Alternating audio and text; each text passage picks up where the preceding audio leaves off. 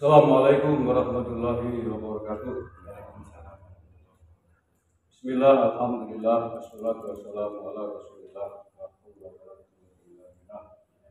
Nah, saudara-saudaraku sebangsa setanah air yang saya cintai dan banggakan, pada malam hari ini saya alhamdulillah bertemu dengan beliau Kamas atau Gus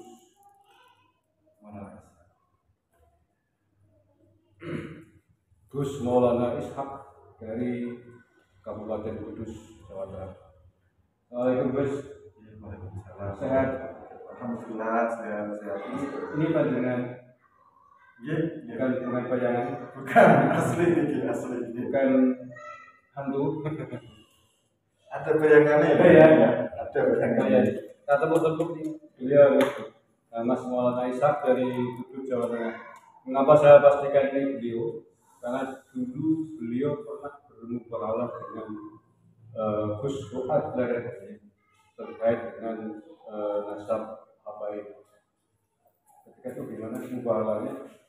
Kalau 40 hari itu Ya 10 hari. 10 hari kalau tidak benar Mati. Jadi sudah 1 tahun lebih. 1,5 tahun. Kira-kira Masih sehat ya? sehat, alhamdulillah semakin sehat. Saya mimpi nih. Bukan mimpi ternyata saudara. Alhamdulillah beliau masih sehat. Bisa bertemu lagi dengan kita semua. Saya menyaksikan, membuktikan bertemu langsung dengan Mas Maulana Ishak. Alhamdulillah kalau sehat. Oke. Ada beberapa hal yang saya yakin akan disampaikan oleh Mas Maulana Ishak kepada pemirsa, kepada kita semuanya terkait dengan perkembangan polemik para habib, polemik para habib di tanah air yang sudah berjalan setidaknya 3 tahun berjalan dan belum selesai. Saya harap juga biar tidak selesai, biar diselesaikan oleh rakyat sendiri. Setuju. Monggo. Ya, yang pertama saya mengimbau kepada seluruh warga Indonesia yang Muslim ya, terutama ya, yang ada di NU atau Muhammadiyah atau bahkan selain agama Islam. Jadi baru-baru ini ada salah seorang Gus dari Bojonegoro yang tidak bisa saya sebutkan namanya. Gus itu wafat selang 41 hari dari sumpah mubahalahnya. Nah, saya berharap kepada seluruh warga Indonesia Raya untuk menghentikan caci maki dan framing terhadap beliau. Jadi yang sudah dianggap sudah lah, jangan dicaci maki, jangan di framing, jangan dikatakan mati membela kejahilan, mati dalam keadaan mukibin atau apa, jangan. Itu saudara Islam kita. Beliau itu kan dia sudah sholat, sudah syahadat, menjalankan rukun Islam sebagaimana mestinya, itu saudara kita. Bahkan ya harusnya kita kirim Fatihah. Cuman yang ingin saya garis bawahi itu setelah ini jangan ada lagi mungkin yang sumpah mubahalah gitu. Jangan ada lagi. Sudah cukup lah, sekian saja. Dulu saya itu ya karena beban dari tugas dari guru yang mengajar saya itu saya diharuskan untuk berani disumpah ya saya lakukan. Tapi kalau nggak ada perintah guru ya saya nggak akan berani melakukan, Mas Yai. Jadi hari ini pun karena saya diperintah guru juga dan ada banyak banget WA yang masuk ke saya tanya, Mas kamu masih hidup atau sudah mati? Banyak banget yang tanya seperti itu. Nah akhirnya ya saya memutuskan meminta bantuan dari rekan seperjuangan di Banyumas untuk apa ya, memvisualisasikan saya ya, kalau saya masih hidup, Menyaksikan dan membuktikan. ya masih baik-baik Ini saja. nambah lemah ya. Jadi tolong ya, ini berat banget saya himbau jangan ada komentar yang menjelek-jelekkan Gus yang sudah wafat. Ya, betul, saya sepakat ya. Syariatnya sih memang terjadi pasca mubahalah. Tadi sekitar 41 hari ya. Syariatnya, faktanya memang, tetapi hakikatnya kita kan tidak tahu. Beliau meninggal seperti apa. Kita tidak tahu, ya tahu ada kuasa Allah Subhanahu wa taala. syariat kewajiban kita sebagai seorang muslim yang mendoakan. Kita doakan mudah-mudahan beliau husnul khotimah. Amin, amin, amin. Oke, lanjut. Nah, kemudian yang selanjutnya saya itu kepengen mengingatkan para warga Indonesia yang masih jadi mungkin para hafiz. Jadi dalam keilmuan agama, terutama dalam segi tarekat dan ilbas firqah tarekat, itu kan sanadnya harus sambung ke Rasulullah. Ya, jadi sanad tarekat itu sanad ilbas firqah tarekat, misal jubah, kemudian imamah atau burda, bahkan cincin, itu harus ada sanadnya sampai Rasulullah. Nah, semisal sanad dari tarekat kami, tarekat Satoriyah Wasadiriyah dan tarekat misalnya Wadiriyah, Naksabandiyah, itu ilbas tarekat firqahnya ya, itu sampai ke Imam Ali, sampai ke sahabat Umar, melalui jalur Uwais Al-Qarni dan seterusnya. Anda bisa periksa di kitab Simtul Majid karya Syekh Ahmad Al-Qusasi, mursyid tarekat Satoriyah abad ke-17 Masehi. Jadi Habib-habib itu kalau ijazah sanadnya dari imamah, jubah, abaya, kemudian burda, itu kalau dia lewat Ubaidillah ke Ahmad bin Isa, lewat Ali Ubaidillah kemudian Ahmad bin Isa, itu mengkotip Mas. Jadi sebenarnya mereka ya pakaiannya tidak bernilai firqah tarekat, hanya sekedar gimmick untuk menipu orang-orang yang bisa tertipu oleh casing. Nah, kalau dalam tarekat ya sebenarnya pakaian mereka tidak ada asal barokahnya kalau dilewatkan Ubaidillah ya. Jadi kalau aku itu masih membanggakan firqah atau pakaian, tanya dia dapat ijazah jubah warna putih, kemudian imamah, kemudian selendang atau kuda, abaya juga luar, tongkat, itu sanadnya sampai Nabi mana? Tolong ditanya. Seperti itu. Kalau nggak bisa tanya ya orang cari uang dengan dok agama. Atau mungkin itu pakaian sanad dari Yaman barangkali. Ya kalau punya aku pasti sanad dari bukan Yaman, Mas. Hadramau. Hadramau kan Yaman. Nah, berbeda karena zaman Rasulullah, waktu Rasulullah yang dikatakan Yaman itu adalah bukan yang Hadramau. Jadi ada Al-Yamani dan ada Al-Hadramau. Sedangkan yang didoakan keberkahan oleh Rasulullah kan yang Yaman, bukan Hadramau. Nah, Habib-habib itu kan bukan di Yaman, tapi di Hadramau. Marganya bukan Al-Yamani tapi Al-Hadramau. Tarif itu kan di Hadramau. Jadi di situ ya bagaimana ya? Saya kemarin itu dilapori sama pergerakan PBI di Kalimantan Selatan bahwa di Kalsel itu sendiri ada 22 dai yang lulus dari Universitas Al-Aqaf Yaman, Hadramau maksudnya Hadramau. Nah, itu mereka khawatir kalau mencetak mukibin dari sana. Nah, saya himbau kalau jenengan itu kepengen mempelajari tarekat, tasawuf secara benar, itu jenengan bisa ke Mesir, ke Al-Azhar yang banyak ulama, sanad keilmuannya sambung sampai Rasulullah, atau ke kota Fes di Maroko, Universitas Al-Zaituna, atau misalnya ke Suriah. Di situ saja, jangan ke Hadramau, jangan. Nanti jenengan diajari ajaran baru. Kan gitu. Sedangkan kalau tarekat Ba'alawi sendiri, tarekat yang dijalankan oleh para ulama itu mengkotek, karena sanad talqinnya kalau dilewatkan Ubaidillah, ya dilewatkan Ali ke Ubaidillah ke Ahmad Al-Muhajir tidak pernah ditalqin. Ya kalau nasabnya sudah mengkotek, otomatis yang lain-lain juga mengkotek.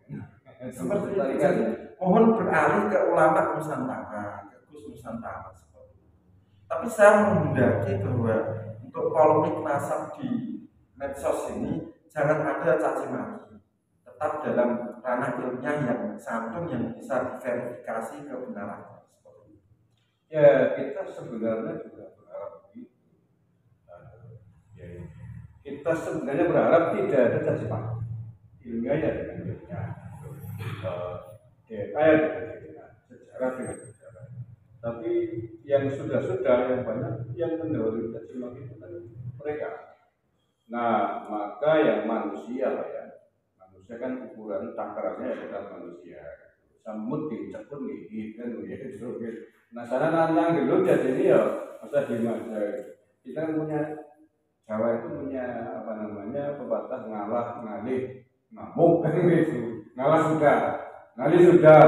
Biarin lama-lama mau menguasai rumah kita ya kita usir kan. Yes. Kalau prinsip kalau mereka sana memang waras, ya itu ilmu dengan ilmu. DNA dengan DNA, sejarah dengan sejarah.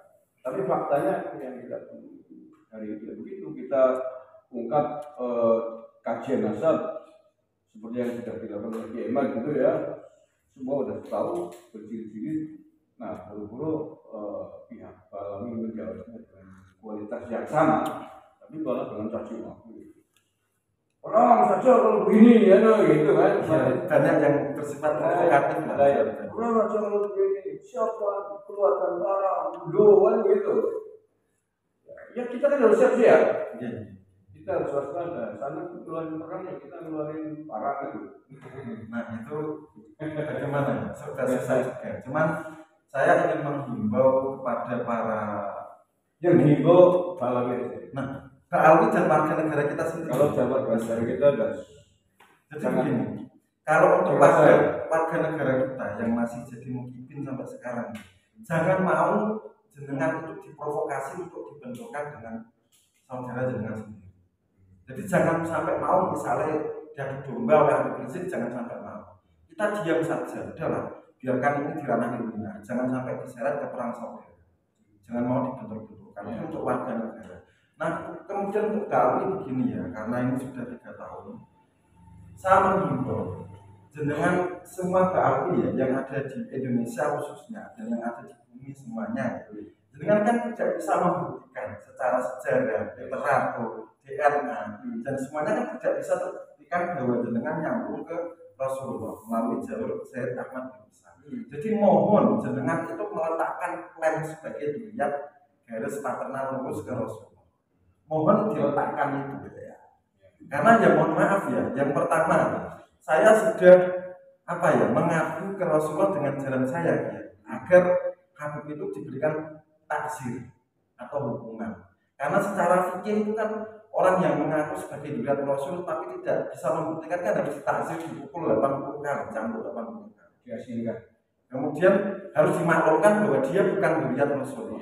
Kemudian diasingkan sampai dia mau bertobat. Nah, saya sudah meminta kepada Rasulullah dengan jalan saya agar Habib Ba'ali ditakzir kalau masih nggak mau. Gimana? Ya, walau alam, yang penting saya sudah mengadu ya. Saya kan orang kecil hanya bisa mengadu, tapi kan saya mengaku ke Rasulullah yang masaknya sudah dibacakan. Tapi sepertinya takzir itu sudah sedang berjalan. Nah, kemudian yang selanjutnya kan ini membahas soal mubalah saya kemarin. Saya itu sebenarnya bergerak untuk mubalah kemarin. Seperti itu. Jadi saya berharap jangan ada lagi yang niru-niru seperti itu. Resikonya terlalu berat, bebannya terlalu berat. Karena kemarin saya itu dibully se-Indonesia raya. Ya, karena kan non saya mohon maaf, mubahala kan ada ketentuannya. Ada ketentuan, ada aturannya dalam syariat. Tidak bisa sepihak. Betul. Mubahala kan dua belah pihak dengan ketentuan PCD. Kalau sepihak ya yang berlaku hanya yang berlaku ya kalau pas benar mungkin selamat. Kalau dia yang tidak benar mubalah ya dia kena. Mubalah kan itu pilihan terakhir dari sebuah penyelesaian kasus yang ada yang segala macam upaya tidak ada titik temu. Jalan terakhir peraturan hidup mati dengan disumpah di bawah Al-Quran. Itu pun pilihan terakhir. Seandainya masih ada jalan lain, jangan dilakukan. Karena ya itu resikonya bisa seketika. Gitu. Makanya saya sepakat dengan pandangan tidak hanya untuk mukmin, tapi untuk siapapun yang menghadapi persoalan yang kemudian tidak bisa diselesaikan atau mengalami buntu lah, jangan sampai diselesaikan dengan cara mubahalah. Kalau dalam Islam kan mubahalah. Mungkin kalau di tradisi yang lain sumpah pocong atau apapun lah. Kalau bisa jangan sampai karena itu resiko sangat fatal. Fatal karena nantang kekuasaan mengira, nantang kekuasaan ilahi sama mubahalah nantang kekuasaan yang maha kuasa. Makanya pilihan terakhir ya, saya pernah ngasih pilihan terakhir. Kalau jangan sampai ubah, walaupun dengan cara dan syariat yang benar sekali. Apalagi mubalak sendirian, ya kalau memang dia benar, kalau salah dibiarkan salah ya dia tenang. Untuk kemudian ya ini, jadi saya ini kan seorang praktisi falak ya. Nah, untuk menghitung falak itu begini. Jadi secara perhitungan falak dalam setiap 165 tahun itu Allah akan memperbaharui suatu zaman. Jadi mulai Juni 2025 ini Allah itu insya Allah akan menenggelamkan para pemimpin spiritual palsu. Juni 2026. 25. Begini. Iya. Bulan-bulan ini Allah akan memulai siklus baru, menenggelamkan pemimpin-pemimpin spiritual palsu. Itu dari mana? Dari hitungan 12 rasi bintang dan 12 planet utama. Seperti itu. Aliran Arab dan India. Aliran Arab dan India. Nah, cuman yang harus diwaspadai ya, yang pertama itu kan pemimpin palsu ditenggelamkan, tapi ada potensi perang saudara. Seperti itu. Karena 165 tahun ke depan itu ya seperti ini konstelasinya dan ada perang saudara. Nah, saya berharap Mukibin itu jangan mau diadu untuk memerangi saudaranya sendiri. Sudahlah, sadarlah. Sudah bukti bahwa keali bukan beliau nabi sudah tersebar di seluruh dunia. Tidak hanya di Indonesia. Tidak hanya seluruh dunia. Bahkan di Yaman sendiri kan tidak diakui. Sudah dikatakan pembohong besar ya ini. Bukan cuma dibatalkan, tapi mereka dicap sebagai pembohong besar. Kalau nggak percaya coba dibuktikan ke Yaman lah, tanya langsung sama orang Yaman. Bagaimana, apa ada yang mau dibahas lagi? Ada yang mau tanya yang lain belum? Yang dirasakan pasca mubahalah tempo dulu itu apa terus? Nah itu termasuk yang BA itu banyak sekali yang bertanya seperti itu. Yang jelas selama setahun ini setelah mubahalah itu, ya mungkin Allah menilai saya berarti di jalan yang benar. Jadi yang pertama saya selamat. Kan seperti itu. Cuman ada hantaman sihir itu banyak. Seperti itu. Paham ya? Enggak cuma serangan fisik, tapi serangan sihir itu banyak banget lah. Saya nggak usah terangkan siapa sebenarnya. Tapi secara spiritual saya mengalami peningkatan. Karena saya ketemu dengan para wali-wali sepuh Nusantara yang nggak pernah mau dikenal ya, saya para ulama-ulama sepuh yang nggak pernah terekspos media, dan beliau menitipkan banyak amanah, banyak ijazah, banyak sanad dan seterusnya. Wali-wali Nusantara yang masih hidup atau yang sudah? Yang masih hidup bisa diverifikasi dan bisa saya temukan. Termasuk saya mendapatkan seluruh sanad keilmuan jalur Syekh Muhammad Yasin Al-Fadil dari seluruh ijazah musalsal keilmuan dan kemudian tarekat. Seperti itu. Itu pasca mubahalah banyak kiriman sihir. Itu tahunya seperti apa tuh prosesnya? Dalam mimpi kemudian atau dirasakan secara ya yang jelas mohon maaf ya.